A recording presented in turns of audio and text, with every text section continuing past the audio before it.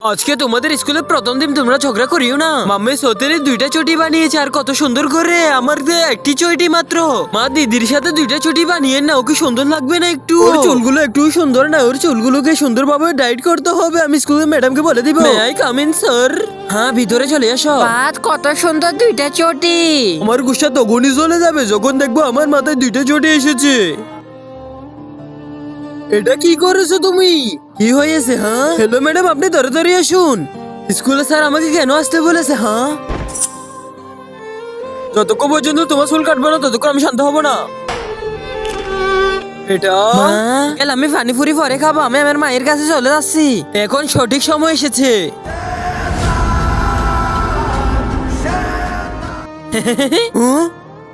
मेरी बहना संग मेरे ज्यादा চতুলির কাছে এত সুন্দর শুজ।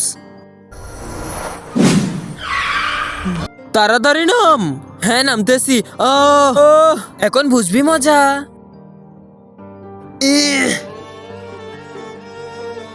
সতলি বোন, তুমি উপরে কেন চলে গেছো? এখন বুঝতে পারবে কেন আমি এখানে চলে এসেছি।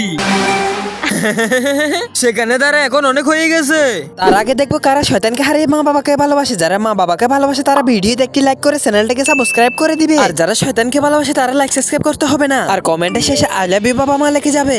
অনেক ঝাল লাগছে মা। কেন চুপ ছিলি? এত বছর পরে আমার দিদির আসল মুখটা দেখতে পেয়েছি, তাই আমি চুপচাপ সবকিছু সহ্য করে নিচ্ছিলাম। ওর জ্ঞান নাই, আমার তো জ্ঞান আছে।